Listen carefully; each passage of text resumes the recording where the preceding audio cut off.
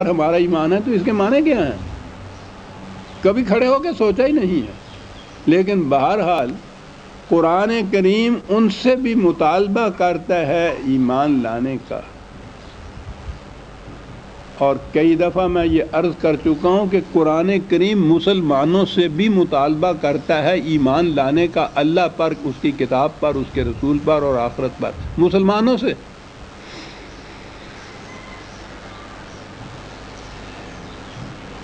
وہ لوگ حیات آخرت کو مانتے ہیں. قرآن نے ایک ہی اس کے لیے معیار مقرر کی ہے، وَإِنْ آمَنُوا بِمِثْلِ مَا آمَنْتُمْ بِهِ فَقَدْ اهْتَدَوْا. جس طرح سے تم ایمان لائے ہو قرآن کی روح سے، جب تک وہ اس طرح سے ایمان نہیں لائیں گے ان کو صاحب ایمان نہیں سمجھا جائے گا. تو گویا خود ایمان کا بھی ایک معیار مقرر کر دیا.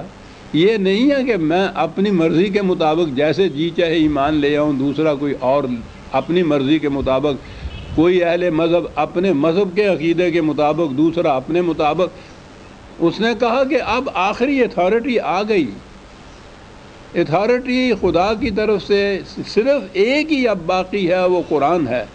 جس طرح سے یہ کہتا ہے اس طرح سے اگر ایمان لایا جائے گا تو وہ ایمان کہلائے گا، ورنہ کسی کا زبانی دعویٰ کہ ہم بھی ایمان رکھتے ہیں وہ قابل قبول نہیں ہوگا.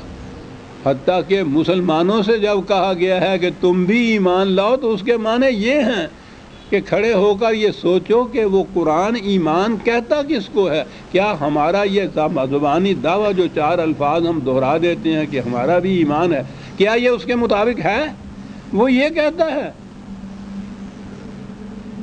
دنیا کے اہل مذاہب آخرت کی زندگی کو مانتے ہیں، یا یوں کہیے کہ مرنے کے بعد کی ایک زندگی کو مانتے ہیں کہ پھر زندگی ہوتی ہے. کاہے کے لیے مانتے ہیں؟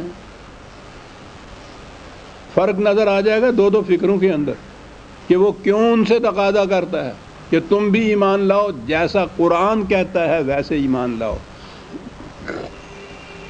یہودی مرنے کے بعد کی زندگی پر ایمان لاتے ہیں یہ کہنے کے لیے کہ جنت میں صرف بنی اسرائیل کے لوگ جا سکیں گے، کوئی اور نہیں جا سکے گا. تو ان کا آخرت پر ایمان کے معنی ہیں بنی اسرائیل کا جنت میں جانا اور غیر بنی اسرائیل کا جہنم میں جھونک دیا جانا. یہ ہے ان کا مقصد. قرآن یک قلم اس کی نفی کرتا ہے کہ یہاں نسل کا سوال نہیں، قوم کا سوال نہیں ہے.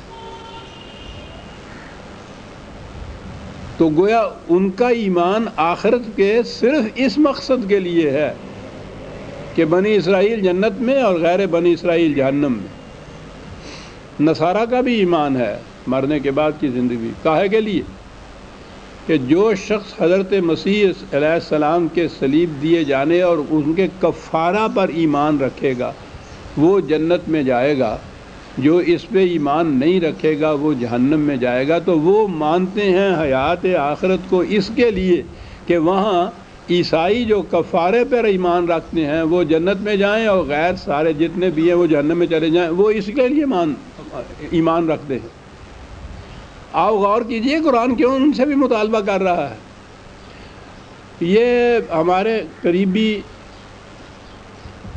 ہندو دھرم والے، وہ ان کا تو پوچھئے ہی نہیں، دھرم سارا ہی توہم پرستی ہے.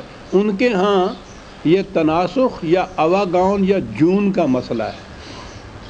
وہ مانتے یہ ہیں کہ ہر مرنے والا انسان مرنے کے بعد پھر پلٹ کے اسی دنیا کے اندر آتا ہے، لیکن معلوم نہیں وہ کس شکل میں آتا ہے. وہ چوہے کی شکل میں، گدھے کی شکل میں، شیر کی شکل میں، انسانوں میں سے شودر کی شکل میں وہ دنیا میں پھر آتا ہے. اور یہ چکر جو ہے پھر وہ مر جاتا ہے، پھر آتا ہے، پھر مر جاتا ہے، پھر آتا ہے. کو 32 کروڑ دفعہ ایک چکر کاٹنا پڑتا ہے ان کو. اسی طرح سے وہ آتا رہتا ہے اور یہاں سے جاتا رہتا ہے. آوا گاؤن یہی معنی ہیں اس کے، آتا ہے اور جاتا ہے.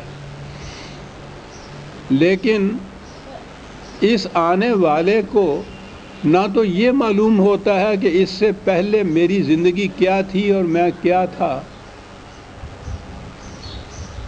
نہ یہ معلوم ہوتا ہے کہ مجھے جو اب یہ چوہے یا کتے کی شکل میں دنیا میں بھیجا گیا ہے تو کون سے میں نے جرائم کیے تھے جن کی پاداش میں یہ کیا گیا ہے، اس کا بھی علم نہیں ہوتا،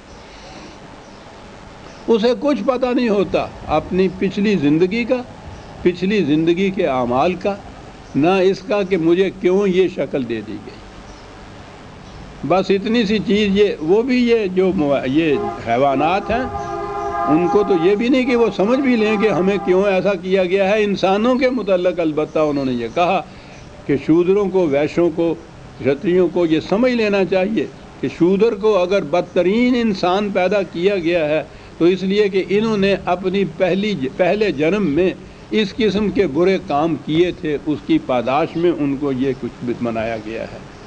انہیں کچھ پتہ نہیں ہوتا کہ ہم پہلے جنم میں کیا تھے، ہم نے کیا کام ایسے کیے تھے۔ ان سے کہا گیا کہ بس تمہیں یہ اس کے اوپر ایمان رکھنا چاہیے، یقین رکھنا چاہیے کہ تم نے کچھ کیا تھا۔ ان کے ہاں یہ صورت ہے، کچھ تک بھی بنتی ہے اس کی۔ قرآن ایمان بالآخرت کیا معنی دیتا ہے؟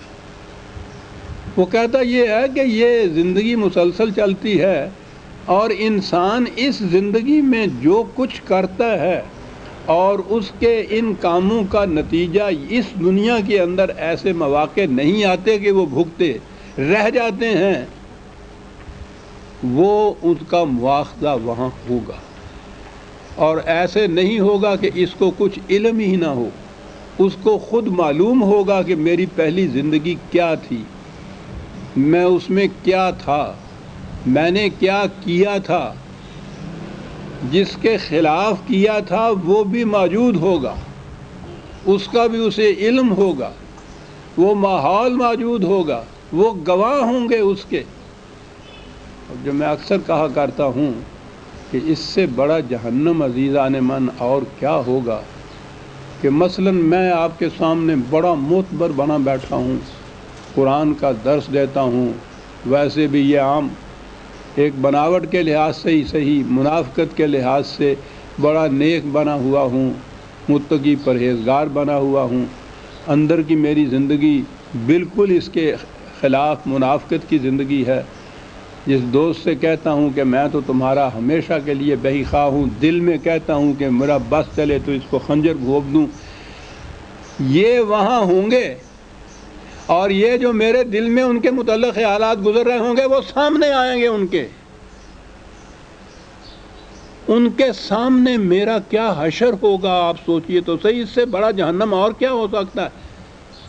ایک ایک ان میں سے کہے گا کیوں ساری زندگی تم نے ہمارے ساتھ اس منافقت میں بسر کی، بدترین دشمن ہمارے منہ کے اوپر ہمارے ساتھ اس قدر ہمدردانہ دوستانہ تعلقات رکھنے والے، امانتیں خیانت کی ہوئی جن کا کسی کو علم نہیں ہے، وعدے جھٹلائے ہوئے جن کا کسی کو علم نہیں ہے، ہم سمجھتے ہیں اطمینان سے کہ کسی کو علم تو ہے ہی نہیں، بس ٹھیک ہے، یہ سب کچھ، یہ ساری چیزیں سامنے آئیں گی، مکر نہیں سکے گا، خود اعتراف کرے گا کہ یہ ٹھیک ہے کہ میں نے دل میں اس کے خلاف یہی سوچا تھا، میں نے یہی تدبیریں کی تھیں اور وہ کامیاب نہیں ہوئی تھیں، وہ ساری تدبیریں خود اعتراف کرے گا، وہاں وہ موجود ہوں گے، یہ ہے وہ، اور اس کے بعد اس کے مطابق نتائج بھگتنے پڑیں گے۔ یہ ہے حیات آخرت۔ آپ کہیے کہ وہ فلسفیانہ طور پہ دلائل میں یسر آ جانا وہ تو کسی کام کی بات ہی نہیں۔ دنیا کے کسی مذہب میں بھی یہ تصور نہیں ہے آخرت کا جو قرآن دیتا ہے، اور اسی لیے وہ دنیا کے ہر اہل مذہب اور غیر مذہب سے مطالبہ کرتا ہے کہ اگر اس طرح سے تم ایمان لاؤ اس بات پر مرنے کے بعد کی زندگی میں کہ جو باتیں میرے دل میں بھی گزری تھیں، نگاہ کی خیانتیں اور دل میں گزرنے والے خیالات تک بھی جنہیں میں نے ساری دنیا سے چھپا کے رکھا ہوا تھا اور میں معتبر بنا ہوا تھا ان کی نگاہوں میں، وہ سارے کے سارے سامنے آئیں گے، اور ہر ایک کے سامنے آئیں گے، وہ موجود ہوں گے جن کے ساتھ میں نے دنیا میں یہ کچھ کیا ہوا ہوگا، اور مجھے ان کی سزا بھگتنی پڑے گی۔ یہ ہے حیات آخرت۔ عزیزان من، کتنے ہم میں سے